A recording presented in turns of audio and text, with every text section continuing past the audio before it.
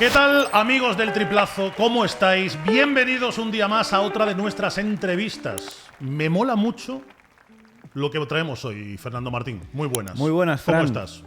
¿Todo bien? Encantado. Muy bien, como siempre. Que somos un programa 360. Entonces, claro, hemos hablado entrenadores, ¿no? Jugadores.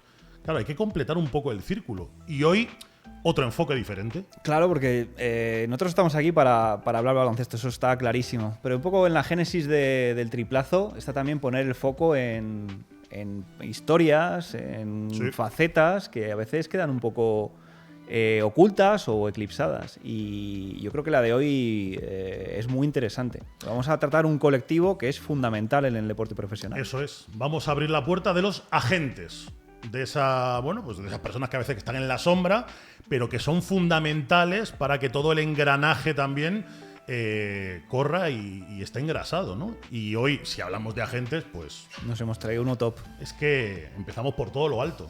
Tenemos el honor de tener hoy aquí en el plató del Triplazo a Guillermo Bermejo. Guillermo, ¿qué tal? ¿Cómo estás? Bienvenido. Muy bien, muchas gracias. Gracias por invitarme. Tenemos hype, ¿eh? Mucho. Tenemos hype porque justificado. Guillermo es un tío muy viajado, ¿no? Conoce a mucha gente. No sé si tanto, ¿eh? No mucho tiempo de básquet. No lo vendáis demasiado. Yo, para empezar, Guillermo, quiero que me cuentes no cómo empezaste en la representación, que eso ya lo hablaremos luego, cómo empezaste en el básquet. ¿Cómo te enamoras tú del básquet? Pues a mí el básquet me gustaba desde pequeñito. Empecé a jugar, no recuerdo cuándo, pero 8 o 9 años. Empecé a seguirlo también. Empecé a enamorarme del baloncesto universitario, de aquella época, finales de los 80, principios de los 90, donde solo se podía ver por parabólica, porque en realidad no lo echaban. Luego empezó Canal Plus a echar las Final Four, a retransmitirlas, pero pues yo empecé literalmente cuando los Fab Five eran, ahora que Michigan gana el campeonato universitario, cuando los Fab Five eran revolucionarios. De aquellas, mi padre trabajaba en una distribuidora de prensa y él traía a casa pues todas las revistas, la revista oficial de la NBA, Gigantes. De hecho, recuerdo, lo estaba pensando en el camino para acá, Gigantes, cuando eran Gigantes y Superbásquet, que eran dos revistas diferentes, luego se unieron. Traía cromos, de hecho todavía los tengo en casa guardados, tengo cromos de la NBA de principios de los 90, muy chulos. Y ahí es donde empieza un poco la afición por el básquet, más que afición, obsesión.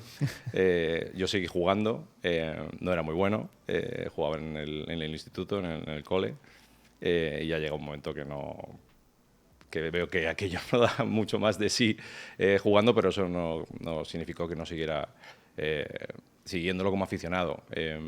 Entonces, ya después de eso, si quieres enlazo en cómo empiezo en el negocio. Después de acabar la carrera, empiezo a trabajar en algo completamente diferente, en un departamento financiero de una empresa de... Es lo que te iba a preguntar, ¿qué querías ser de mayor? Claro, alguien que crece así, no sé si tenía en mente terminar donde has terminado. Pues fue por épocas. Te diría que cuando era más joven, de adolescente, igual periodismo deportivo, ¿no? Que yo creo que vosotros también habéis pasado por esa fase. Luego, quizás ya más del lado del negocio, pero lo veía más como dirección deportiva, estar involucrado en el tema de las decisiones, fichajes y tal. Al final, todos estos juegos a los que jugamos, los que somos de esa época, el PC Basket, el de fútbol, ¿cómo se llamaba? El de Robinson. PC Fútbol. Pues esa afición igual sale por ahí y era más del lado de la representación de la dirección deportiva. Pero es verdad que luego ya, una vez empiezo a trabajar en esto, ya sí que me doy cuenta que esto es realmente lo que me gustaba. Y de alguna manera vives a través de tus jugadores los sueños, digamos, o las aspiraciones que tú tenías de pequeño cuando empezabas a jugar. O sea, que tienes el lado, digamos, bonito y donde te ves un poco reflejado. Pero sí, fue un poco de casualidad, porque claro, yo no había jugado baloncesto profesional, no tenía ningún tipo de conexiones. Y a través de un amigo que conocía me habló de UFirst, que es la empresa en la que sigo trabajando. Me conectó con ellos y yo de aquellas, ya digo, después de haber empezado a trabajar en esta empresa en el departamento financiero, decido irme a Estados Unidos a estudiar un máster porque dije, oye, no sé cómo puedo empezar en el negocio, pues voy a especializarme, digamos, en esto. de aquellas, todos los másters en dirección deportiva o de gestión deportiva eran en Estados Unidos, había muy poquita cosa en Europa, y decidí irme a Estados Unidos. Entonces justo coincidía que me presentaron a Regino Olivares, que era una de las personas que fundó YouFirst, y yo iba a estudiar a Miami, y nosotros de aquellas teníamos una oficina en Miami que era la oficina de Regino, y hicimos esa conexión y nada, empecé de becario para Regino. Así que respuesta larga, pero así es un poco como empezó todo. Y aquel joven Guillermo, ese material, por ejemplo, del que nos habla, es que me ha parecido muy interesante lo de porque mucha gente dice, yo empecé viendo mucha NBA, ¿no? Pero NCAA, eso me ha parecido muy interesante. Sí. ¿Tú también tenías a lo Maldini una especie de red de gente que te suministraba un señor de Wisconsin que te mandaba cintas? ¿Cómo iba eso? La verdad que no, la red me la fabricaba yo. Lo que tengo, y todavía existen, porque están en casa de mi madre, son VHS de todos esos partidos universitarios, vídeos de Grant Hill, Jason Kidd. No sé si todavía se podrán reproducir o qué, pero ahí están en casa de mi madre, que cada vez que voy a comer un domingo me dice, a ver cuánto te llevas esto ya, que está ocupando un espacio, pero sí, no, yo grababa todos los partidos, luego los volvía a ver, ya te digo, era una obsesión absoluta, y fue sobre todo el baloncesto universitario. Luego, evidentemente, pues NBA, Europa, pero empezó por ahí. ¿Y por qué te da por ahí? ¿Qué es lo que te enamora de ese baloncesto? No lo sé, la verdad, no lo sé. Es una buena pregunta, pero fue lo que más me llamó la atención desde el principio. Ya te digo que luego ya eso enlazó con otras cosas, NBA también. Lo que pasa es que la NBA... o sea, el baloncesto universitario me llamó la atención por el formato también, ¿no? La Final Four.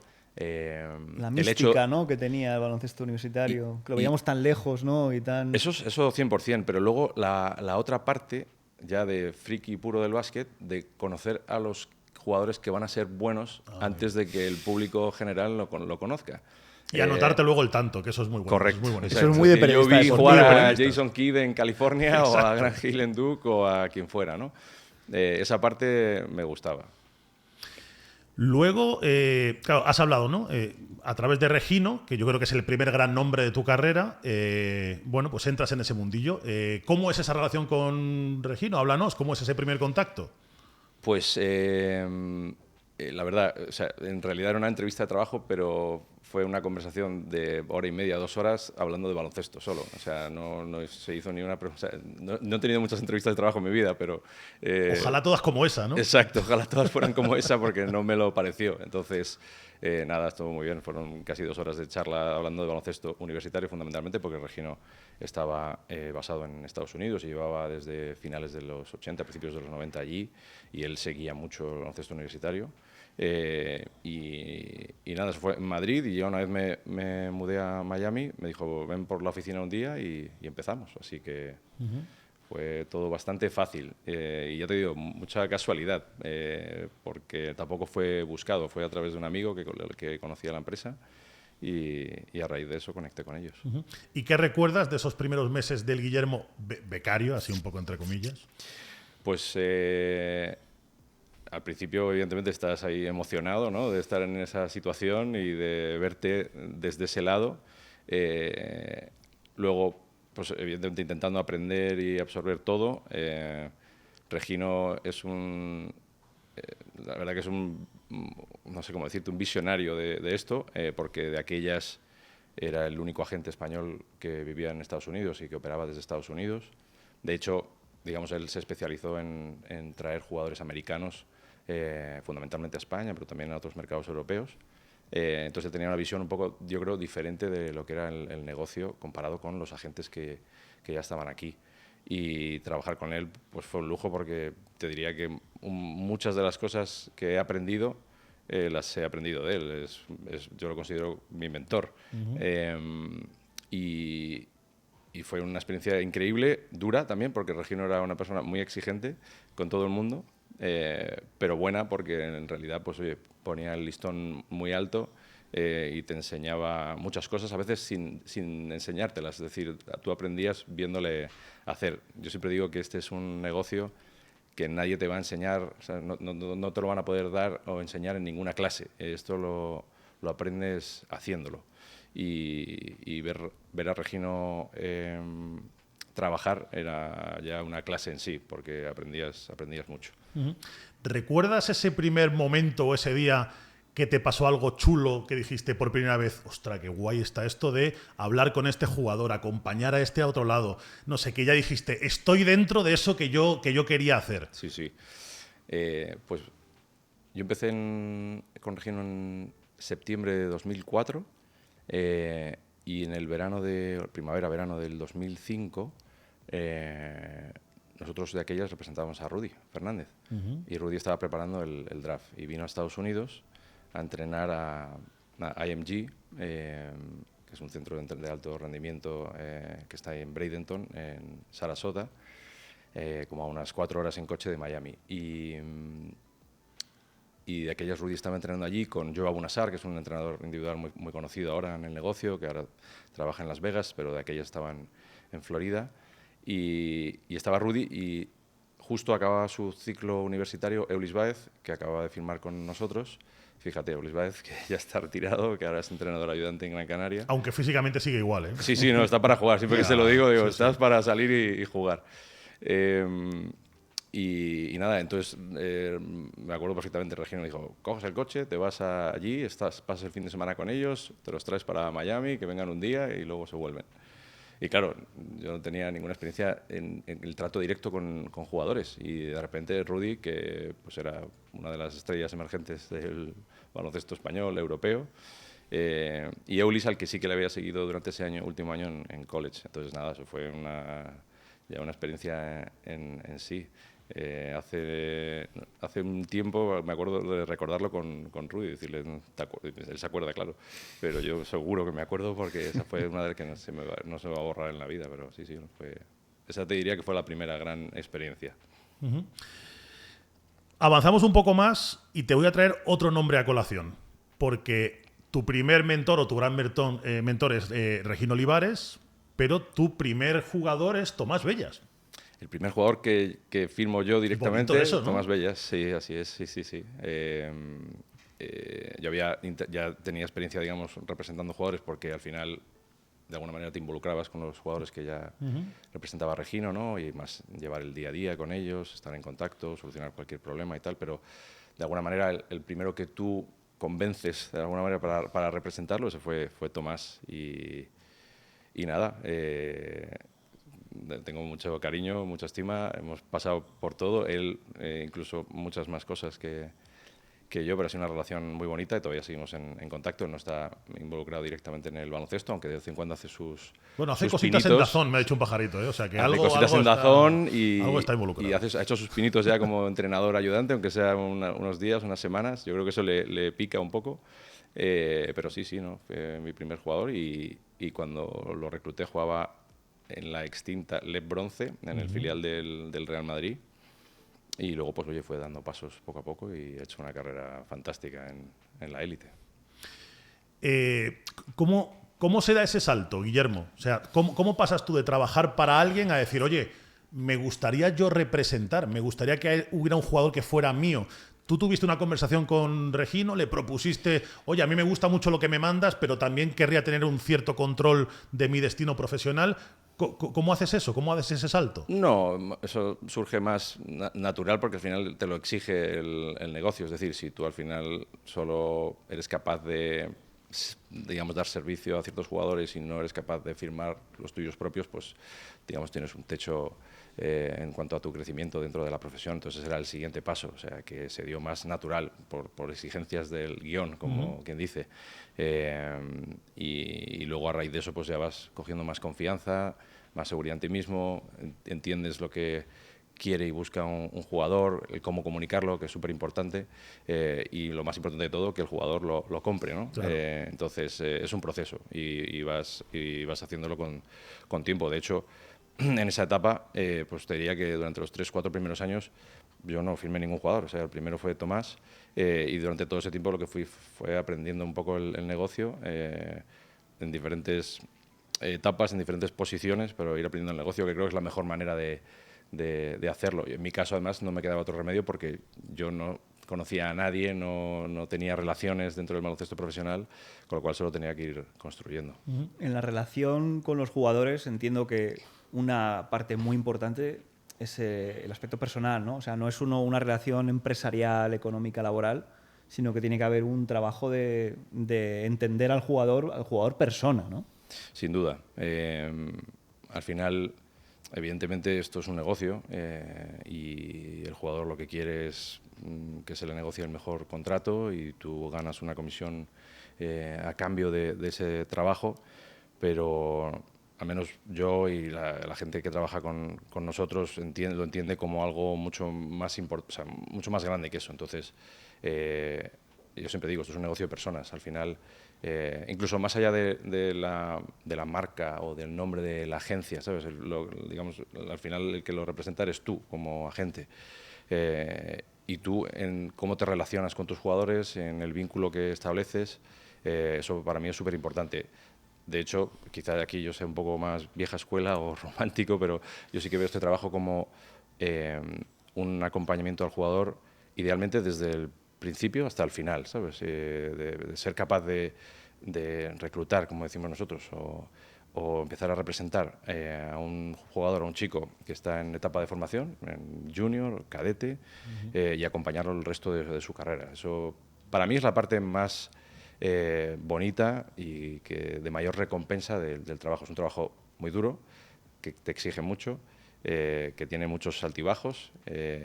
Los bajos son complicados, pero para mí, en el largo plazo, eso es lo que más satisfacción te da, ¿no? El poder haber dicho, joder, ha acompañado a este jugador toda su carrera, ha maximizado, digamos, el nivel de baloncesto al que ha podido jugar, lo ha maximizado también económicamente. Eso es lo que, cuando tú ves eso, un Tomás Bellas o un Eulis Baez, pues te da mucha satisfacción, ¿no? O otros jugadores que todavía estén en activo, pero que ya estén más en la fase final de su carrera o empezando esa fase final de su carrera, pues como Tavares o Hernán Gómez.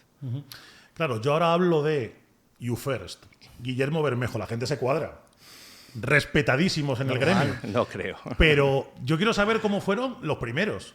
Porque no es lo mismo ir ahora y decir, hola, soy Guillermo Bermejo de You First, a aquel chico del bronce al que querías captar y tú le dijiste, mira, no represento a nadie, pero me gustaría que fueras el primero. ¿Cómo fue aquel convencimiento? Pues evidentemente mucho más complejo, con muchas más inseguridades por mi parte, pero también enriquecedor, porque al final vas aprendiendo un poco cómo funciona. Pero sí, no tenía nada que ver, evidentemente, no tenía tanto que vender, eso era más... ¿Qué motos vendiste, Guillermo? Cuéntanos. Va a sonar, pero a mí no me gusta vender motos, yo digo las cosas tal y como son, pero de aquellas, pues evidentemente te apoyabas un poco en el nombre de la empresa, en los jugadores que representaba la empresa, más que tú, ¿no? Y confiabas en que ese jugador viera un poco ese recorrido y pensara que tú eras la persona adecuada para acompañarle, porque además tenías el soporte detrás de la empresa y de esos jugadores que llevaba la empresa. Pero también hay una parte personal, yo creo, porque hay una parte muy importante de empatía, porque al final yo creo que si tú te sientas con alguien y no hay conexión o de alguna manera esa otra persona percibe que no eres de fiar o que simplemente no hay una alineación ahí de personalidades, es complicado que luego el otro se vaya a dar, ¿sabes? Evidentemente la otra parte refuerza todo, pero si no hay esa conexión personal, te diría que luego es complicado. Y vuelvo al anterior, es un negocio. Y yo creo que hay jugadores que igual esa parte de conexión personal no les importa tanto como a otros.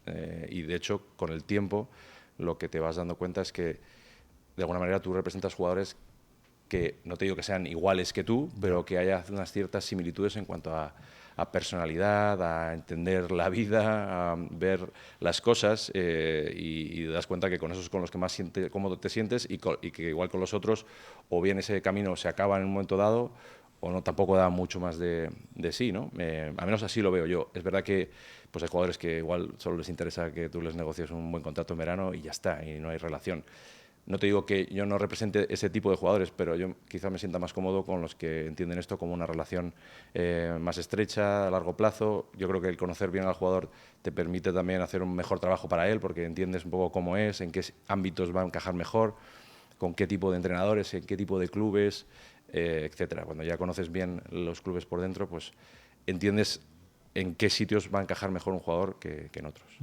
Luego hablaremos de grandes nombres, de Billy Hernán Gómez, de Eddie Tavares, pero de aquellos primeros tiempos, ¿recuerdas algún otro con especial cariño? ¿Algún otro de esos primeros representados por ti?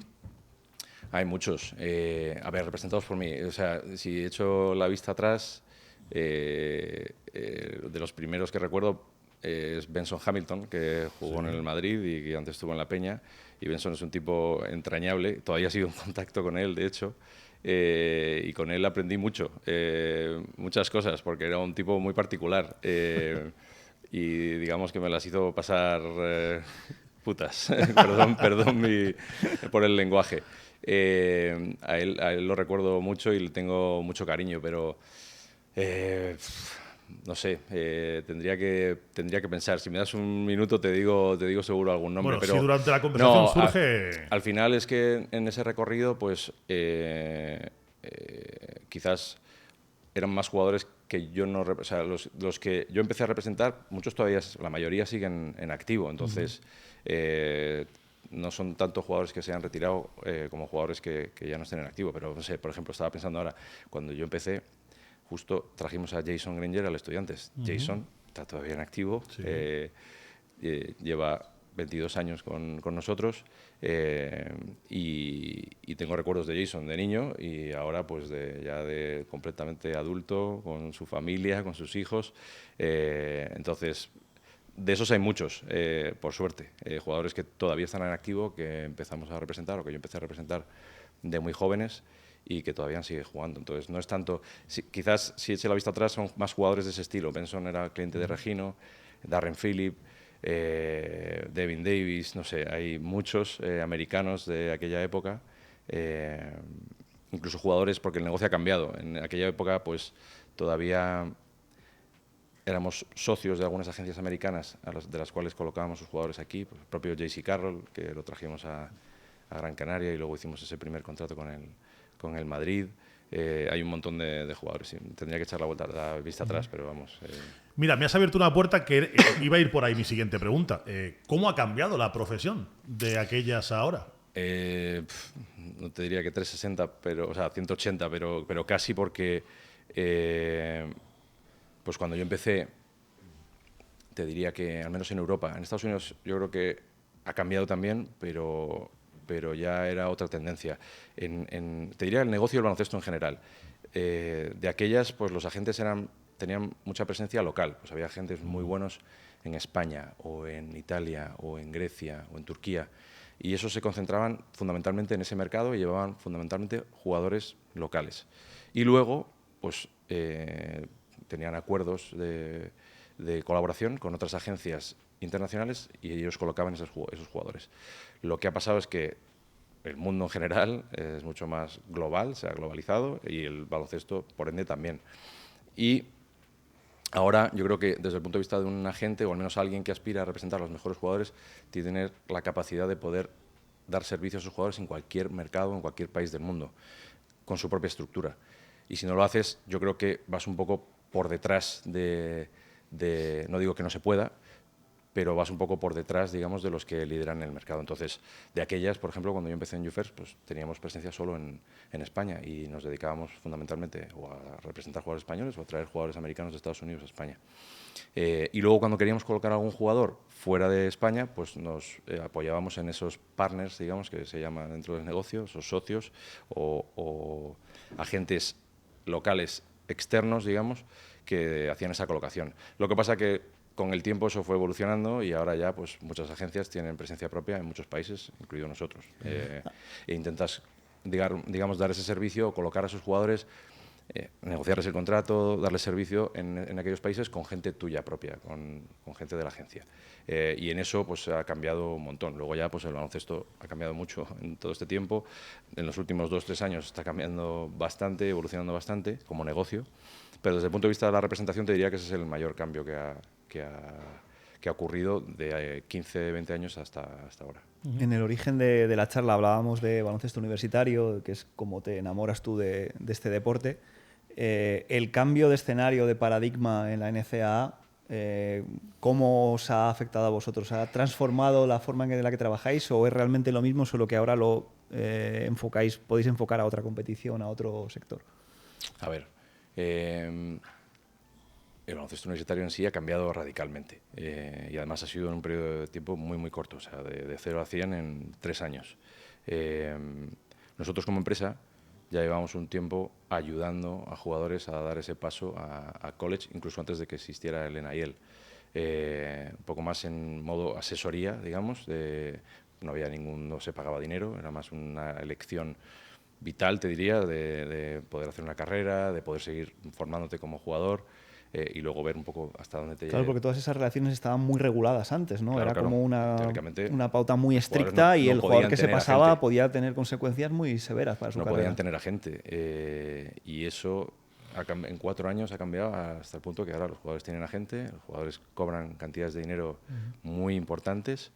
De hecho, vosotros que seguís la actualidad del baloncesto y si estáis viendo las últimas semanas, jugadores que están claramente proyectados como primera ronda del draft del próximo draft ahora en junio, están decidiendo volver a la universidad sin ni siquiera pasar por el proceso pre-draft, digamos, de entrenamientos. Eso viene a decir que el dinero que se está manejando es un dinero descomunal y que ahora mismo la NCAA es baloncesto profesional, cuando antes era baloncesto amateur. Entonces el cambio ha sido radical. Para nosotros pues es una oportunidad, evidentemente, de ganar dinero, eso es seguro, pero también lo es para los jugadores. Y yo creo que ahora, tal y como está concebido el baloncesto y las exigencias que hay a nivel profesional aquí en Europa, me parece una vía, siempre lo he pensado, que era una vía alternativa para cualquier jugador, para formarse, muy buena, pero claro, ahora que encima de eso pues tienes la oportunidad de ganar dinero que aquí no vas a ganar en esas edades y que si te va bien seguramente igual no puedas volver a ganar el resto de tu vida como jugador, pues me parece una oportunidad única. Entonces, es verdad que creo que hay un cierto trabajo de regulación de todo esto, porque como el cambio ha sido tan rápido,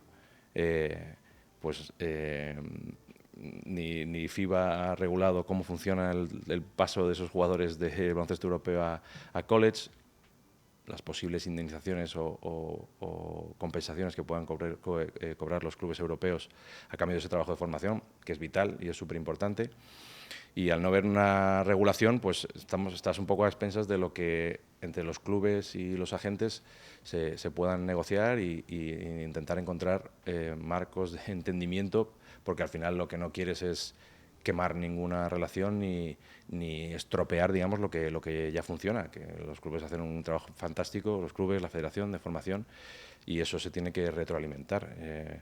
Entonces, todo, ya te digo, o sea, ha sido un cambio bestial. De hecho, como te decía, es una oportunidad para todos los agentes o agencias de ganar dinero, es un negocio en sí, y nosotros que también tenemos presencia propia en Estados Unidos lo hemos identificado así y le hemos dotado de estructura también. Hemos contratado gente exclusivamente para dar servicio en IEL, en college, y ser capaces de poder colocar a los jugadores en las mejores situaciones. ¿Se hubiera enamorado el Guillermo joven de esta NCAA o tú también piensas que ha perdido algo de romanticismo?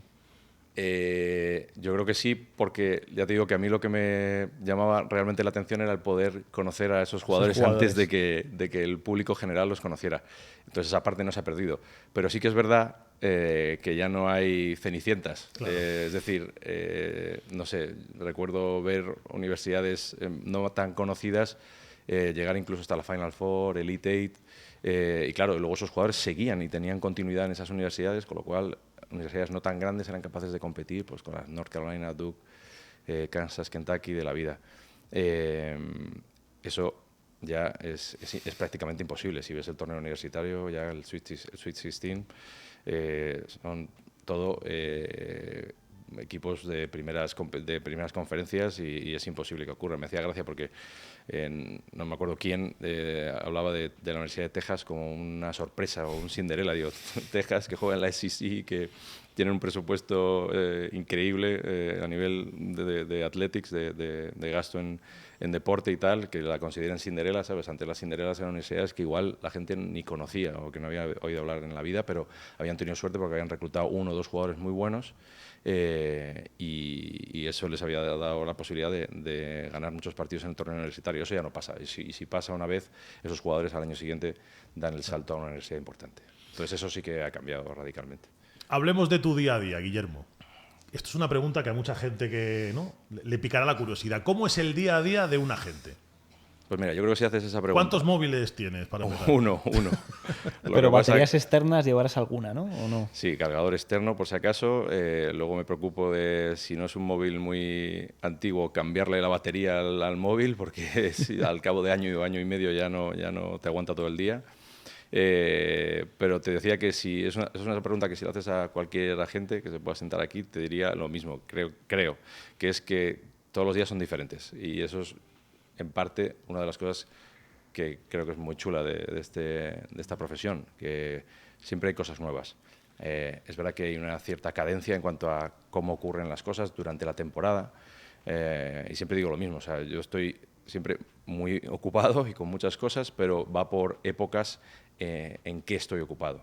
Entonces, en verano pues es evidente que llamadas constantes y mucha intensidad de teléfono, no tanto de viajes, aunque eso ya depende de cada uno y de cómo se organice y las cosas que ellos quieran ver, pero yo voy a la Liga de Verano todos los años a Estados Unidos, suelo ir a algún europeo de jóvenes, con lo cual también hay viajes.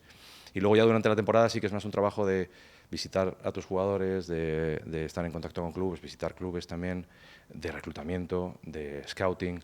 Entonces es diferente, pero la intensidad es la misma. Entonces hay mucho viaje, hay mucha llamada. Yo siempre digo que esto no es tanto un trabajo, sino es casi un estilo de vida, porque al final de lunes a domingo estás operativo. Tú no le das al off aquí en la cabeza en ningún momento. Por mucho que incluso te vayas de vacaciones, es imposible desconectar al 100%. Y los fines de semana, evidentemente, es cuando la mayoría de los partidos ocurren, con lo cual pues tienes que estar presente, visible, y eso te condiciona mucho en tu vida privada, si tienes familia, como es mi caso, intentar conciliar y el estar tiempo con tu familia, entonces no es fácil. Pero también, como os decía antes, tiene muchos altibajos, pero los altos pues son son experiencias que seguramente no vayas a experimentar nunca en ningún otro trabajo. Entonces eso es la recompensa, digamos. Pero no es fácil, es duro, exige mucho. Hay mucha gente que te pregunta, gente joven, que joder, qué chulo tu trabajo, cómo mola, tal, ves partidos de baloncesto. Y digo, bueno, sí, veo partidos de baloncesto, pero es una parte muy pequeña de lo que hago. Luego hay muchas otras cosas y no todo el mundo vale para hacer este trabajo porque es muy exigente. Entonces... no me acuerdo qué pregunta me habías hecho. El día a día, de mi día a día, pero sí, el día a día cambia. Y de repente un día piensas a las 9 que ya nadie te va a llamar y a las 11 te llama alguien que tiene un problema y lo tienes que solucionar. Parece un cliché eso, pero es verdad, es así. Ocurre todo el rato, entonces nunca puedes estar tranquilo. Fran, tú y yo, que somos bastante frikis del deporte un poco, habremos visto Jerry Maguire, habremos visto Ballers, Dwayne Johnson, sí. Hemos visto Moneyball. Sí, sí. Bueno, no son muchas, no hay muchas películas sobre que traten el negocio del deporte profesional por detrás y el trabajo de los agentes, pero en alguna de ellas te sientes más representado. ¿Has gritado "Show me the money" alguna vez al teléfono? Yo no. No sé si algún otro lo habrá hecho, pero yo no. A ver, en todas hay partes, digamos, que son más reales de cómo funciona. Son películas, evidentemente todo está un poco exagerado y es ficción, pero sí que hay partes de Jerry Maguire o de Moneyball, cuando se sienta ahí al teléfono y traspasa jugadores o firma jugadores y tal, que son así.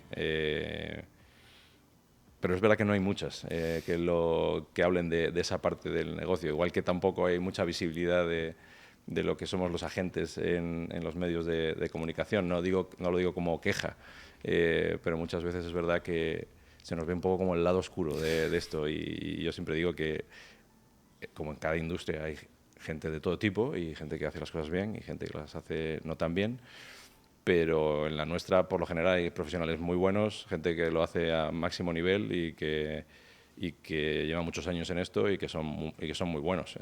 Entonces está bien, yo creo que tengamos visibilidad y que la gente nos pueda conocer, porque no somos ni hacemos cosas malas ni oscuras ni a espaldas de nadie, ni esto es todo muy claro y en general bien hecho, muy profesional y ético. O sea que... En todo este lío, Guillermo, ¿dónde cabe la familia? Es que, claro, has sacado el tema de la conciliación y yo quiero ahondar en eso, porque en este caos, ¿cómo se puede mantener una relación medianamente cabal con alguien, tener hijos? No sé, te impones unos horarios, a partir de cierta hora no existe el móvil, ¿cómo te las apañas tú? Pues me las apaño como puedo y igual la pregunta se la tienes que hacer a mi mujer, pero igual debería hacer más eso que me estabas haciendo tú, de marcarme unos horarios y tal, pero es muy complicado. Y luego cada uno tiene su forma de hacerlo, y seguro que hay algunos más estructurados y que igual en ciertas horas pues no atienden el teléfono o están menos pendientes. Yo tengo el vicio de no hacer eso, y es malo, evidentemente, porque al final te distraes, no estás a lo que tienes que estar. Pero bueno, intento mejorar en eso y trabajar en eso. Pero no es fácil. La persona que está a tu lado pues también tiene que ser alguien hecha de otra pasta para aguantar un poco pues todos los viajes, el teléfono, las exigencias, el no llevar unos horarios normales, el no tener un verano normal, porque la gente se va de vacaciones igual en julio, tú en julio no puedes irte de vacaciones, quizá en agosto tampoco, igual hacia finales de agosto y ya no te queda otro remedio que hacerlo, porque en mi caso yo ya tengo niñas que van al cole y en septiembre tienen que volver al cole, o sea que en algún momento nos tenemos que tomar vacaciones, pero más o menos vas haciendo como puedes. Entonces, y con el tiempo vas aprendiendo un poco a manejarlo mejor, a organizarte mejor, a identificar qué viajes son realmente imprescindibles y cuáles no, porque cuando estás, digamos, intentando sacarle el máximo jugo a todo y ser lo más productivo posible... Que apuntas a un bombardeo. Claro. Exacto. Y tienes tendencia a apuntarte un bombardeo y ahí es donde tienes que aprender a decir, no, esto no y esto sí. Entonces, así es un poco la dinámica. Pero no claro, en ese mercado global que hablabas antes, las franjas del día en las que pueden pasar cosas... Correcto, la costa oeste. Claro, ¿no? es que ya no es solo lo que ocurra en España o en Europa con diferentes usos horarios, es que Estados Unidos, es que en cualquier momento de la madrugada puede ocurrir algo que te interesa. El mejor ejemplo de eso es ahora, porque os hablaba antes de los diferentes ritmos durante el año, la temporada, ¿no? De cómo va nuestro trabajo. Entonces, claro, con la aparición del NIL y el famoso Transfer Portal, claro, a partir ya de mediados de marzo, finales de marzo, principios de abril, pues esto es como una agencia libre nueva. Y nosotros tenemos una presencia importante en Estados Unidos, con jugadores tanto españoles como de otras nacionalidades, aparte de americanos. Y claro, los europeos, los jugadores europeos también los manejamos desde aquí, con la ayuda de los agentes americanos nuestros allí, pero estamos involucrados. Entonces, claro, recuerdo muy bien a mi mujer el año pasado, a principios de mayo, diciéndome, oye, pero una cosa, ¿cómo estamos a principios de mayo y no paras con el teléfono, videollamadas? Esto no era a partir de junio, julio, agosto, ¿qué está pasando? Entonces, ya hay que explicar que que esto ya enlazas el NIL con el verano, con el mercado de verano europeo y es un no parar hasta agosto. Entonces, bueno, pues es verdad que, por ejemplo, yo si me voy a la cama a dormir, yo pongo el teléfono en modo noche y ya, porque si no, hay gente que te va a llamar, claro. Gente que no sabe que igual estás en Europa o que le da igual y te sigue llamando, y eso ya sí que es inmanejable, porque todo lo que no se vaya a resolver esa noche se va a resolver la mañana siguiente, ¿entiendes? Pero ese es quizás el único límite que le pongo yo al tema del teléfono, pero no es fácil, la verdad. Y ahora, pues ya te digo que con todo el tema de NIL, pues por las tardes, noches, madrugadas, en algunos casos, pues tienes que estar operativo. Sí, como caso concreto, hemos conocido que Álvaro Forgueiras, que ha entrado en el Transfer Portal y se ha comprometido, no sé si es oficial ya, yo lo he leído, es oficial. con Louisville, sí. nada menos. Así es. Y esa pues ha sido una de las que nos ha mantenido ahí en vilo los últimos 10 días, con idas y venidas, pero sí, no ha cambiado. El baloncesto universitario ahora mismo es un baloncesto profesional, y te diría que a nivel de mercado seguramente sea el segundo mercado más importante del mundo, después de la NBA, por encima de la Euroliga, por el número de equipos que son capaces de pagar los dineros que están pagando a esos jugadores, con la diferencia de que, o la particularidad de que es un tramo de edad, digamos, de esos jugadores diferente. Es decir, aquí en la Euroliga nadie está intentando, o pocos equipos están intentando firmar jugadores de 21, 22, 23 años. Allí esos son los que están en su prime, como digamos. Entonces es un mercado muy particular, y una oportunidad enorme que se ha abierto para todos los jóvenes. Tú que conoces los dos ecosistemas, los dos mercados, ¿qué diferencia hay de cómo trabaja un agente en Estados Unidos del entorno americano a cómo se trabaja en Europa? Incluso los talantes son diferentes, lo que siempre se dice de que allí son un poco más tiburones, de que allí son un poco más... ¿Aquí somos diferentes en Europa o ves paralelismos? Hombre, yo creo que hay cosas que son muy parecidas y otras igual no tanto. En general, el carácter transaccional, digamos, del negocio quizás allí es un poco más exagerado que aquí. No te sé explicar exactamente el por qué o el cómo, quizás una forma también de hacer negocios o de relacionarse a nivel profesional. Pero luego, o sea, quizá la mayor diferencia comparando el negocio aquí en Europa con el de Estados Unidos hasta hace poco, ahora ya ha cambiado, pero hasta hace poco, era que teóricamente los agentes no reclutaban chicos jóvenes me refiero a chicos de 15, 16, 17 años, porque no se podía. Claro. Otra cosa es que ya desde entonces estuvieran posicionándose, sobre todo con los más talentosos o más importantes, pero en realidad el reclutamiento, la firma, al menos oficial, ocurría una vez salían de universidad y dejaban el ciclo universitario. Aquí en Europa no hay ningún tipo de limitación per se en ese sentido, con lo cual, y ahora ya pues, yo creo que se ha salido un poco de madre, en el sentido de que hay muchos agentes hablando con chicos y familias cuando tienen 13, 12, 13, 14 años, que yo creo que es muy, muy temprano. Pero claro, si por otro lado tú no lo haces, otro lo va a hacer. Entonces, si hay un chico con mucho talento y tú no vas a hablar con sus padres, va a haber otro que lo va a hacer. Me parece que es muy temprano, pero esa quizás sea la mayor diferencia, aunque ahora, con el tema de NIL y el hecho de que ya legalmente los agentes pueden representar jugadores de ese grupo de edades, pues está, lo que venía ocurriendo en Europa desde hace mucho tiempo está empezando a ocurrir en Estados Unidos, que las agencias, las más importantes, reclutan chicos de 15, 16, 17 años que están en instituto, digamos, para ya de alguna manera fidelizarlos desde entonces y acompañarles en el futuro. Eso no ocurría antes. Entonces eran ciclos diferentes. La gente se centraba mucho en, o bien esa última etapa de high school y esos primeros años de universidad, o ese año de universidad, y ahora es diferente, se ha alargado, digamos, ese ciclo de reclutamiento. Y luego, pues no lo sé, al final en Estados Unidos el mercado más importante es la NBA, pues la NBA es un mercado muy transaccional, donde los jugadores son un producto, digamos, que la franquicia de turno tiene bajo contrato y luego traspasa a cambio de otro jugador o de derechos sobre otro jugador o derechos sobre un potencial pick en el draft. Entonces todo está muy mercantilizado en ese sentido. Entonces quizá eso afecta un poco a las relaciones entre agentes y directivos allí. Aquí es diferente esa dinámica, pero hay muchas similitudes también. Hablemos de dos cracks, de dos mastodontes, dos colosos que quería yo traer hoy aquí a este debate. El primero de ellos, para mí, historia de película como hay pocas en el básquet europeo, Walter Tavares. Es que todo es increíble en Walter, realmente, increíble, Guillermo. Sí. Desde su inicio hasta su carrera en general. No, sí, la verdad que la historia de Eddie es una pasada. Es verdad que ya ha habido documentales, ¿no? Hubo un informe Robinson en su día, creo que un documental que hizo Real Madrid Televisión.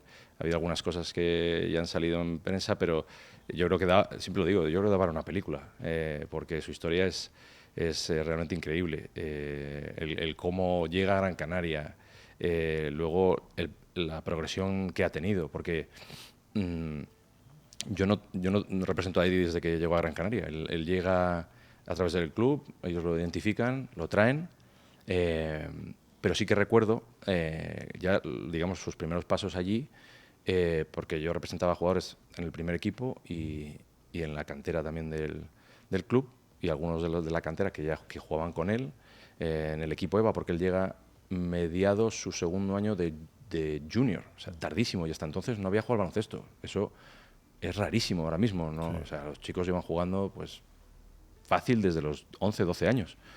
Y Eddie no había tocado un balón hasta los 17. Entonces, claro, estaba aprendiendo todo de cero. Y de hecho ese año junior juega con el junior B, no con el junior A, y luego ya empieza en el EVA. Y cuando estaba en el EVA, estaba con algún jugador que nosotros representábamos, y recuerdo que decía, no, es torpísimo, no se entera de nada, va a lesionar a alguien. Pero sí que recuerdo, yo tengo mucha amistad con el que en su momento era el director deportivo del Gran Canaria, que es Inmar Ojeda, ahora está en el Alba Berlín.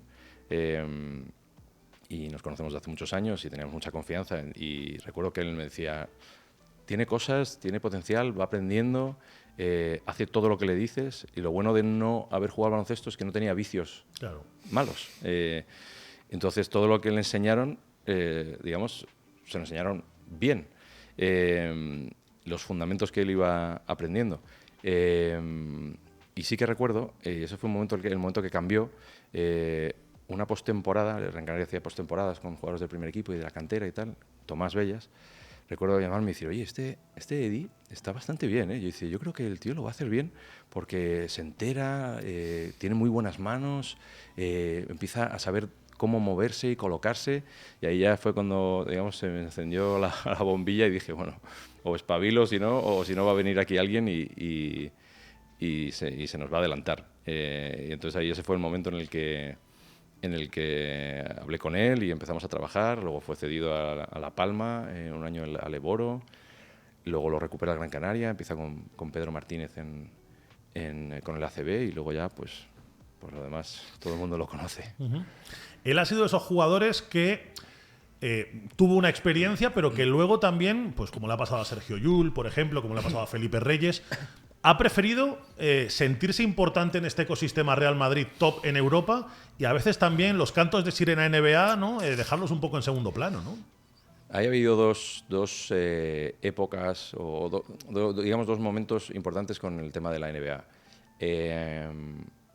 A él lo draftean los Atlanta Hawks con 21 años, y después de draftearlo juega un año más en Gran Canaria. Ese año quedan finalistas de la Eurocup, que pierden contra Khimki. Eddie es quinteto ideal de la Eurocup, y la idea de Atlanta siempre era que jugara un año en Europa e igual luego hablar de que lo incorporasen. Y por aquellas Atlanta era un equipo muy bueno. De hecho, esa temporada que Eddie juega en Gran Canaria, su última, donde juega en la final de la Eurocup, Atlanta, si no recuerdo mal, juega las finales de conferencia. Creo que fue el año que tuvieron 4 jugadores en el All-Star, Jeff Teague, Al Horford, tenía un equipazo. Joe Johnson, quizás. Sí. Entonces, claro, la NBA es todo timing, el tipo de equipo al que vayas, el momento vital, digamos, de ese equipo. Es decir, si es un equipo en reconstrucción, pues quizás van a tener más paciencia con los jóvenes, los van a desarrollar mejor. Cuando es un equipo ganador, pues no tienen tanto tiempo para los jóvenes. Y ese verano, cuando Atlanta plantea hacerle un contrato a Eddie, teníamos una oferta del Fenerbahce, que de aquellas lo entrenaba Obradovic y estaba, digamos, en alza. No habían ganado todavía una Euroliga, pero si no recuerdo mal, el año siguiente fue cuando la ganaron. Y siempre lo hablo con Eddie, que lo hemos hablado varias veces, que quizás igual el camino adecuado hubiera sido ir al Fenerbahce, jugar 1 o 2 años allí en la Euroliga y dar el salto a la NBA, y seguramente hubiera ido más preparado, con más galones, con más respeto, e igual hubiera ido de manera diferente en la NBA. Pero eso fue un poco, digamos, esa primera decisión con respecto a la NBA. Luego él allí pues firmó un contrato de 3 años, a cabo del primero lo rescinden, bueno, en el inicio de esa segunda temporada lo rescinden y va a la G League. Pero, o sea, en realidad la situación era una situación, perdón, que viéndola en retrospectiva era una situación mala para él, porque de aquellas los equipos NBA había muchos que no tenían equipo en la G-League. Claro. Y Atlanta mandaba a sus jugadores al equipo de G-League de San Antonio, en Austin, a 4 horas de vuelo de Atlanta. Entonces, yendo, viniendo, esa temporada además jugó para otros equipos de la G-League, porque Atlanta se lo podía asignar a otros equipos de la G-League. Fue un poco desastre, digamos, y caos, y Eddie era un jugador por hacer todavía. Entonces, no fue la mejor de las experiencias. Luego, al cabo del tiempo, estando en la G-League, apareció en Madrid, y eso fue un paso importantísimo y una decisión clave, digamos, para él en su carrera. Y luego, antes de hacer esta última renovación, el año antes de que expirara el contrato anterior, sí que es verdad que hubo otro equipo de la NBA que lo quiso fichar y que hizo una oferta muy, muy importante. Es verdad que Eddie tenía un contrato. Ese contrato se lo habían hecho después del primero, era un contrato de 5 años, un contrato muy importante, con un compromiso de que se quedara en el Madrid, con una cláusula alta, y a pesar de las conversaciones que tuvimos y de ver si se podía buscar una solución, pues al final no pudo ir. Y yo creo que él siempre se ha quedado un poco con la espinita clavada de decir, yo creo que puedo jugar ahí, que puedo marcar diferencias, yo también lo creo, vamos, sin lugar a dudas. Pero por otro lado, él ha elegido tener continuidad aquí en el Madrid, incluso no ir a otro equipo de la Euroliga que le podía haber pagado más dinero, por el hecho de lo que eso creo que le representa ahora y va a representar en un futuro. Al final, yo se lo he dicho muchas veces, creo que Eddie, el día que se retire, que creo que va a ser dentro de muchos porque tiene todavía mucha cuerda y se cuida como el que más, el día que se retire se va a retirar como uno de los jugadores históricos del Madrid, del baloncesto europeo, y creo que sus récords de tapones, rebotes, se batirán en algún momento, no sé cuándo, creo que tardarán mucho. O probablemente no se batan, el de tapones sí. Yo creo que no. No lo sé, pues nunca sabes, pero no va a ser fácil que alguien venga y bata esos récords, sobre todo si Eddie pues, puede seguir jugando hasta los 30 y muchos, claro, 40 años a ese nivel. Entonces, esa decisión yo creo que es la adecuada, él está muy a gusto, su familia aquí en Madrid y al final pues oye, está convirtiendo poco a poco en un jugador súper reconocible y leyenda del Madrid y del baloncesto europeo. ¿Hay algo que no se sepa de la gran historia de Eddie Tavares que le pudiera sorprender al gran público a estas alturas? Pues no lo sabéis, pero Eddie quiere ser pintor cuando se retire. No sé, ¿alguna cosa así? No lo sé, la verdad. Cosas que no se sepan. O sea, cosas que sabe. A Eddie le encanta el fútbol. Yo creo que él le hubiera gustado ser estará contento con lo de Cabo Verde y en el Mundial, ¿no? Sí, vamos, está lo sigue, vamos, es fan de Cabo Verde, evidentemente, y fan del Benfica, de fútbol. Pero le encanta el fútbol y yo creo que él de pequeño le hubiese gustado ser jugador de fútbol, pues imagínate. Claro. No, o sea, quizás igual lo que la gente, el público general no conoce tanto es la transformación que ha tenido Eddie desde el momento que llega a España a lo que es ahora, ¿sabes?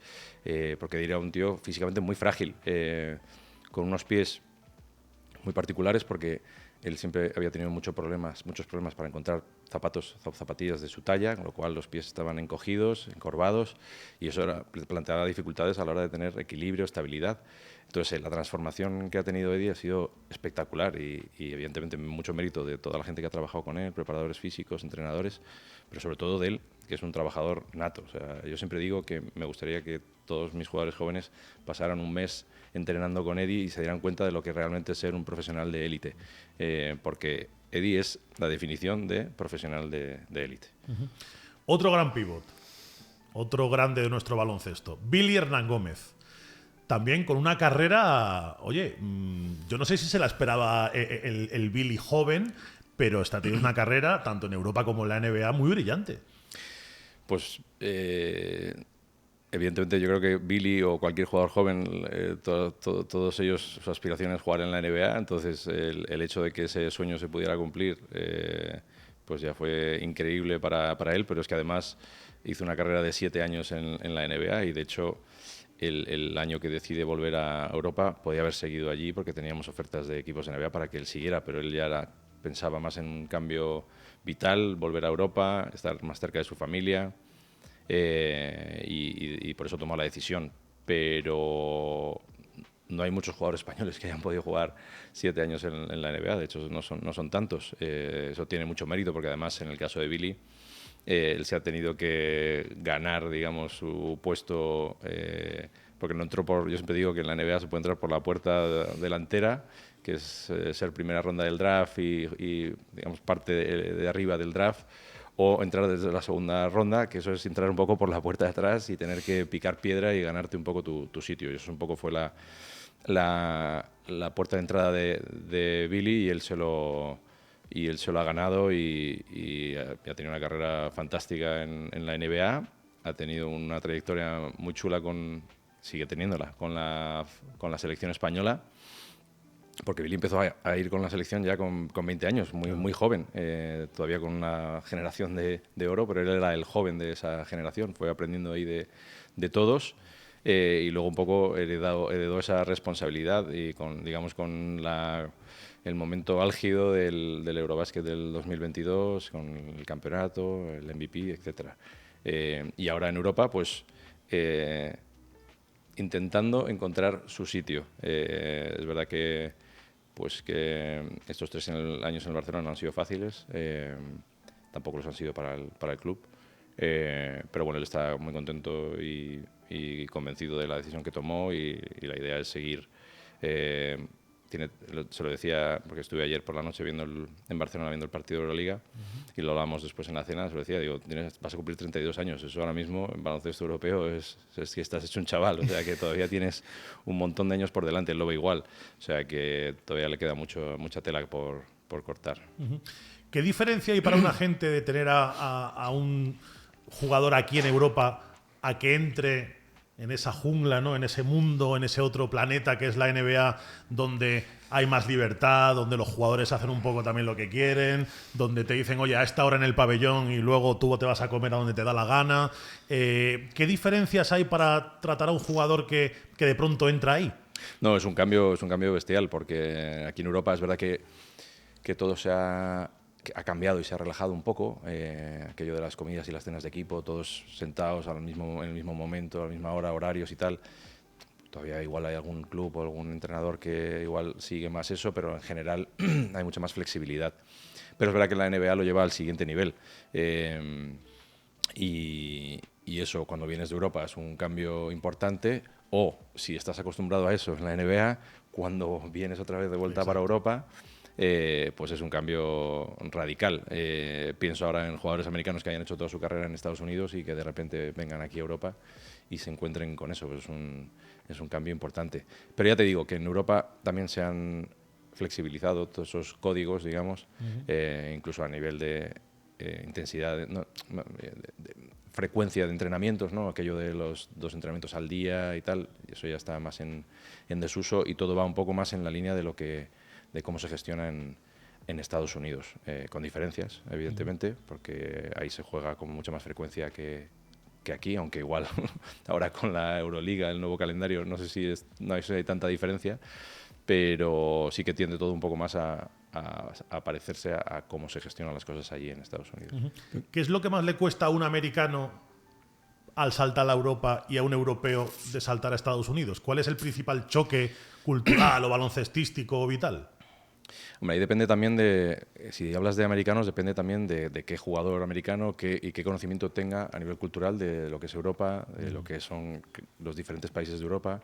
Ahí yo creo que el rol de la gente es muy importante, porque el explicárselo, el hacérselo entender. Te encuentras a muchos que piensan que es irse a México a jugar, que está aquí al lado, casi, ¿no? Pues alguno que otro igual no sabe poner en el mapa algún país, pero sí que creo que ese es el trabajo de la gente, de explicarlo y darle contexto antes incluso de que venga, para que cuando se lo encuentre pues no le choque tanto o digamos el periodo de adaptación no sea tan duro. El hecho de al menos de que te hayan advertido de lo que te vas a encontrar ayuda. Pero también depende un poco del jugador, de si es un jugador que se ha criado en una ciudad grande o en un sitio más pequeño, de dónde ha jugado a nivel universitario, si luego ha tenido trayectoria en la NBA o no, es diferente. Luego pues muchos tienen amigos que ya han jugado en Europa, eso ayuda también a al menos tener más información y conocer lo que ocurría, digamos, en los 90, donde iban de alguna manera a ciegas. Ahora ya no es tanto, ¿sabes? Yo creo que vienen con más conocimiento un poco de la situación y del contexto que se van a encontrar. Y del otro lado, para el europeo, pues también hay un choque cultural, seguro. Pero si hablas de NBA, por ejemplo, pues también es un poco el ritmo de la NBA, el cómo funcionan las jerarquías dentro de los equipos, ¿no? Que es un poco diferente a cómo es aquí en Europa, que es más objetivo, digamos, ¿no? Aquí el que entrena y juega y produce es el que juega, y quizás a veces va un poco más en función del estatus y del contrato que tienes, las oportunidades que te dan. Eso quizás la parte más diferente, y que si no conoces como jugador europeo, pues te choca más al principio.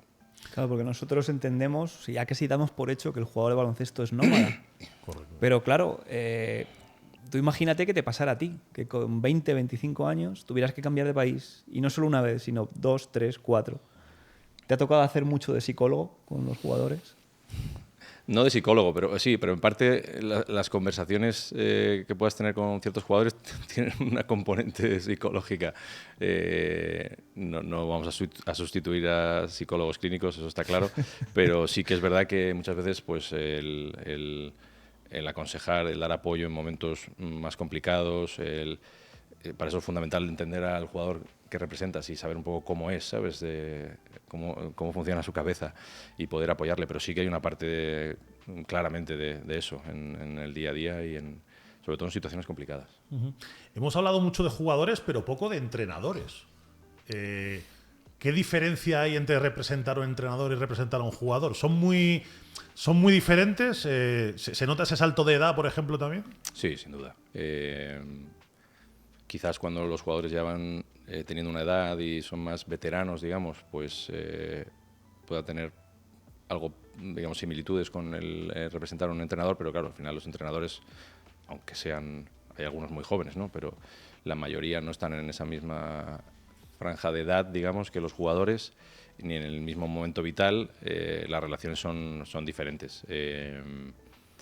Luego, ¿te dan menos trabajo los entrenadores en general? Es diferente. Es diferente. O sea, te diría que la diferencia es un entrenador que tiene trabajo y que está en un club, comparado con otro que no tiene trabajo y que lo que está buscando es un club. Entonces, ahí es diferente, porque el jugador, al final, hay tanta rotación, tantas competiciones, tantos equipos, que antes o después se encuentra trabajo. El entrenador puede que haya momentos que se pase un año o más de un año sin jugar. Eso es raro que ocurra en un jugador, a no ser que venga de una lesión. Entonces, es diferente y en algunas cosas, en algunos momentos es más complejo, digamos, que representar a un jugador, porque ya te digo que el jugador es más fácil volver a encontrar una situación. Quizá hay algún entrenador que por circunstancias de alguna manera queda sin trabajo y no es capaz de volver a engancharse en otro hasta dentro de un año y medio. Y esa etapa, ese ciclo es más complicado, hay que estar muy encima, que ese entrenador que no te has olvidado entienda que estás trabajando para él, que estás hablando con clubes, que si no se está dando la cosa es porque de momento no ha surgido la oportunidad, pero que va a surgir, y sobre todo esa cercanía, ¿no? Entonces, el que tiene su trabajo, pues es una dinámica diferente. Vas hablando, te vas viendo con él, pero ellos llevan, digamos, su ritmo de día a día, de temporada, y no hay tantas cosas, digamos, relevantes de las que hablar, más allá de conversaciones cómo va el equipo, y de cómo lo ve, y altibajos, evidentemente, que los hay en todos los equipos, ¿no? De situaciones mejores de temporada, peores, pero sí que es diferente. ¿Tú te has encontrado esta frase que se dice mucho en el fútbol de presidentes de otra época? ¿Tú has notado también eso de directores deportivos, presidentes, que antes había alguno muy personaje tal que ya no se estila eso? ¿O eso en el baloncesto no ha existido tanto? Sí que ha existido. Lo que pasa que, claro, en el momento en el que empiezo a trabajar yo en esto, quizás de alguna manera vivo esa etapa quizás más old school, ¿no? Sí. lo podemos llamar, y esa transición a esta nueva generación de presidentes, directores deportivos, etcétera. Yo creo que, pues como en el fútbol, aunque creo que el baloncesto siempre ha sido un poco diferente en ese sentido, pues todo se ha ido normalizando un poco más. pero sí que hay, incluso todavía existen, solo hay que ver Euroliga y el presidente del Panathinaikos, ¿no? Dueño del Panathinaikos, para darse cuenta que todavía ese tipo de personas existen, pero son las menos, te diría. Las relaciones han cambiado y es todo mucho más normal. ¿Recuerdas alguna anécdota de negociaciones especialmente surrealista que haya prescrito, que se pueda contar? Surrealista. Complicadas, muchas, porque hubiese diferentes partes involucradas y hubiera que hacer ahí un poco encaje de bolillos. Largas también. Seguramente la más larga, la de la última renovación de Eddie en el Madrid, que fueron casi 2 años de conversaciones, hasta que fructificó con altibajos, con entrada de un equipo NBA uno de los veranos.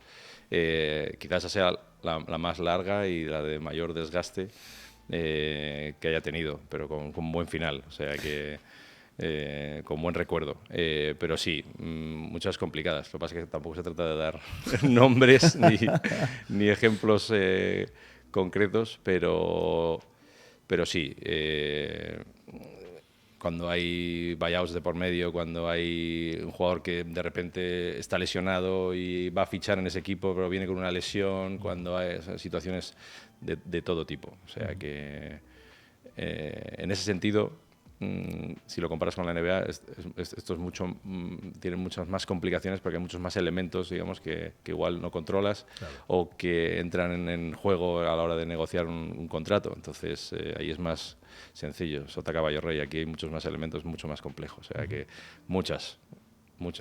Recta final de la entrevista, ya, Fer. Yo ya sabes que siempre me despido con unos test. Yo soy muy de preguntas cortitas, respuestas cortitas y ver con qué nos sorprende en este caso Guillermo. Yo he traído 2 test cortitos. Uno lo he llamado el test de la gente, ¿no? Gente, pues lo hemos dicho antes, ¿no? Muy viajada, de muchos sitios.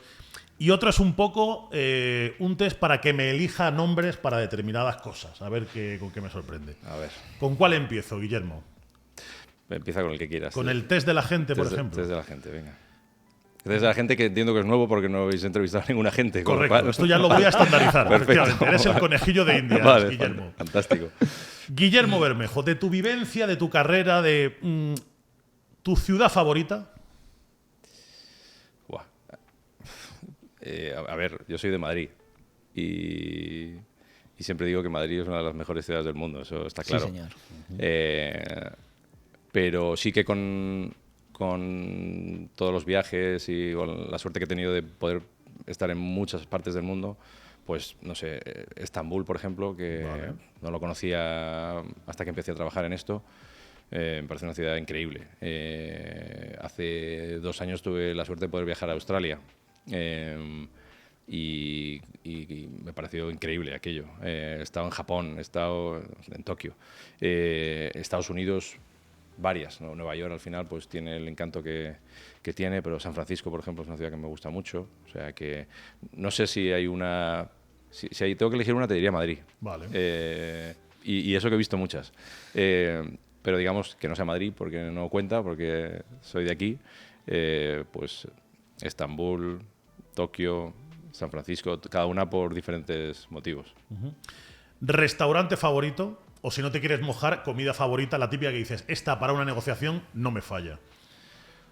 Restaurante favorito. Sitio de confianza donde...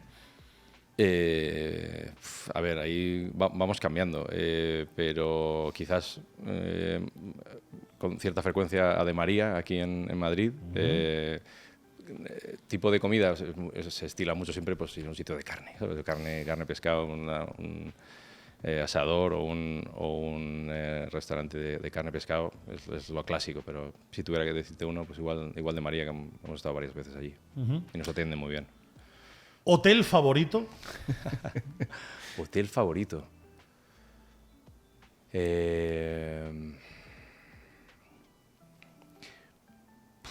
No lo sé. Alguno que dijeras, joder, fui a Las Vegas a la Liga de Verano y siempre voy a uno que es increíble, el roof. El Bellagio. Exacto. En Las Vegas hay muchos y digamos los de mayor nivel son impresionantes. Las habitaciones son como apartamentos de lo grandes que son. Pues el Win, ¿no? Que es donde se quedan muchos equipos. La verdad que está súper chulo.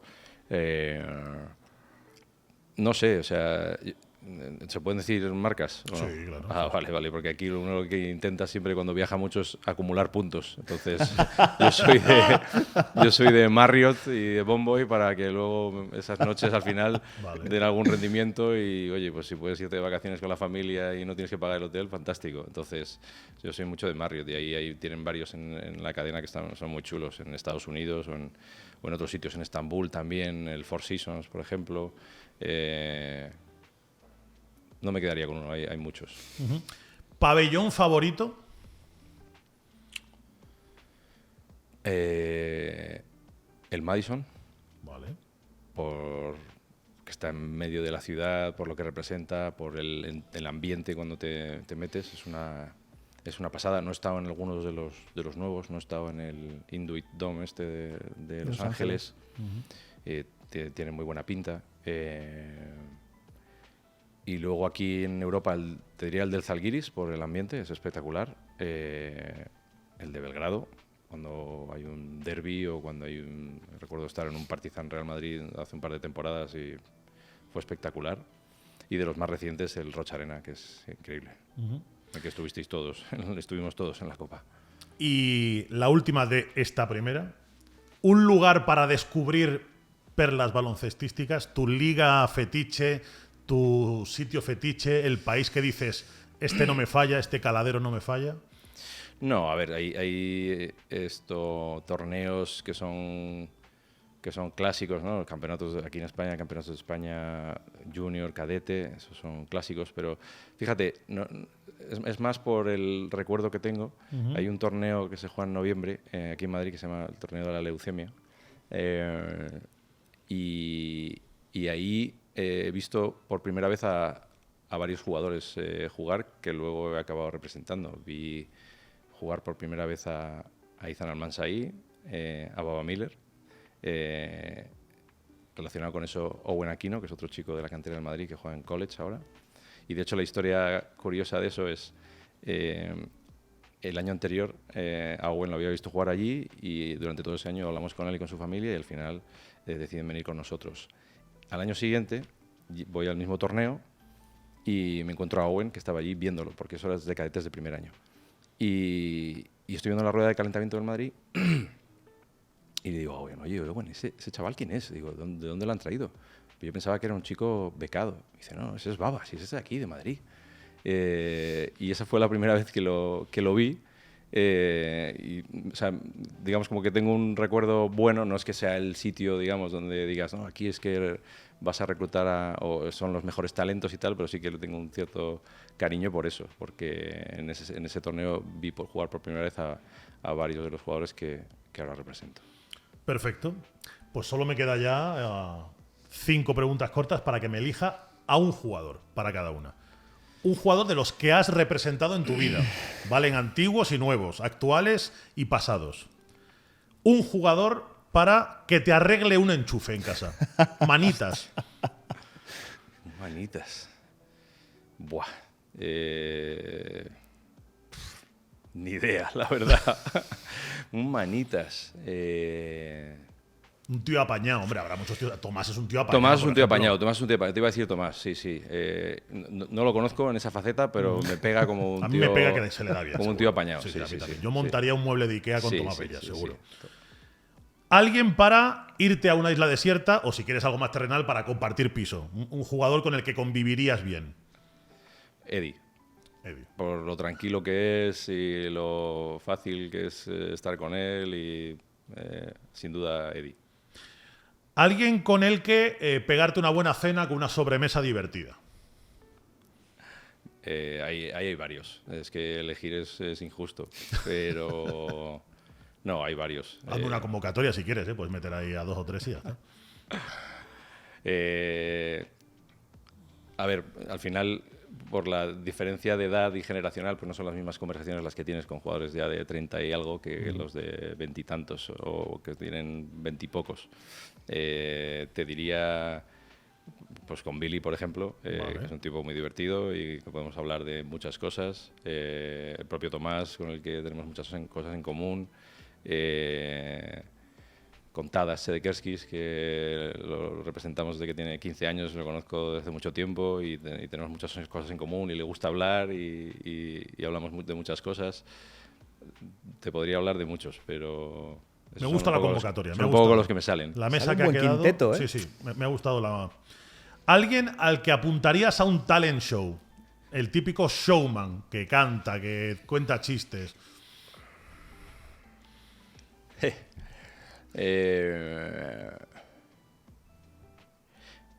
Voy a repetir, pero aquí yo creo que Billy tiene algo de eso, que yo siempre le he dicho, cuando te retires vas a aparecer en la isla de las tentaciones, en algún programa de estos seguro. Tiene todo el perfil. Vale, perfecto. Y el último, ¿alguien para dejarlo de canguro con tus hijos?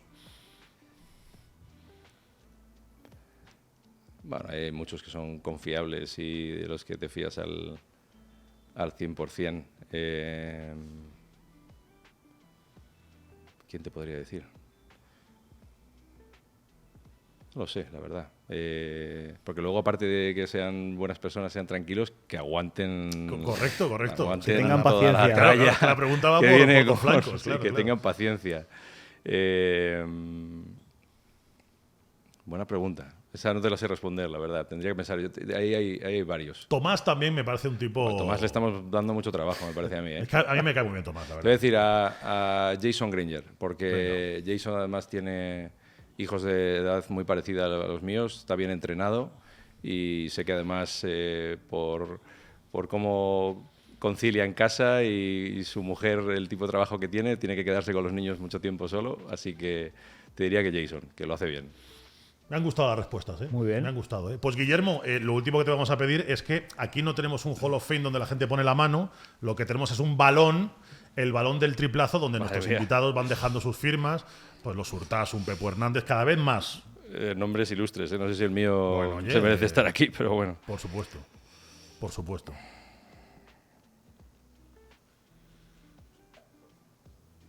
Ay, Dios. Habrá que comprar más balones, Fer, porque Sí, este se nos va a quedar pequeño. se nos va a quedar pronto, ¿eh? pequeño. Se El nos ritmo va a se quedar nos se va a llena quedar rápido, pequeño. ¿eh? Sí. ¿Te lo has pasado bien, Guillermo? Muy Que es bien, lo importante. muy bien. Estaba muy cómodo. ¿Has disfrutado? Sí, sin duda. La verdad es que me ha gustado porque lo decíamos en la intro, es que nos ha dado un enfoque diferente. Sí, desde luego he Ha aprendido contado muchas muchísimo cosas que hoy. yo Sí, creo que sí. el gran público no las Sí, sabe. es cierto que los agentes tienen el mandamiento de la discreción, pero está genial que haya venido Guillermo hoy a contarnos un montón de cosas de su trabajo que desconocíamos. Sí. Te iba a decir, Fer, porque el tema de la discreción está claro, es así. Lo que pasa que, como lo decía antes, nuestro trabajo no tiene mucha visibilidad y entonces a veces se nos ve como el lado oscuro y en realidad somos gente normal y corriente, como todos vosotros, que hacen un trabajo que es bastante complejo y que en la mayoría de los casos se hace de manera muy buena y muy profesional. O sea que yo creo que este tipo de cosas son buenas para que este sector, digamos, tenga visibilidad, sobre todo en el baloncesto profesional, porque al final pues los jugadores, los entrenadores lo tienen, pero agentes, directores deportivos son personas muy interesantes, esos son los que realmente somos los que vemos la cocina por dentro y los que podemos contar cosas que igual el público general no conoce. Pues gracias, Guillermo, por habernos brindado la oportunidad de echar un poquito de luz también sobre Muchas tu gracias. premio. Gracias a vosotros. Cuando quieras, esta es tu casa. Venga, muchas gracias. Guillermo Bermejo, un placer enorme. Fer, gracias como siempre A por ti, estar Fran, aquí a mi ti vera. siempre. Y seguiremos con entrevistas más chulas, ¿no? También, como esta. Es que el Pero listón cada vez estaba más está alto. puesto el Sí, listón sí, sí. alto, sí, va a costar. Pero nos las arreglaremos para que no caiga. Para Algo que no caiga. contaremos, sí. Para que no os las perdáis, ya sabéis, aquí abajo, like, suscribíos, hypead el vídeo un poco para que se vea. Y bueno, pues bucead ahí por las redes del Triplazo, porque cada semana traemos protagonistas tan interesantes como Guillermo y no os los tenéis que perder si sois tan frikis al básquet como nosotros, que sé que hay al lado, seguro hay gente que le gusta tanto la pelota naranja como nosotros, o más. Triplacers, volvemos dentro de muy poquito con más cosas. Sed felices, adiós.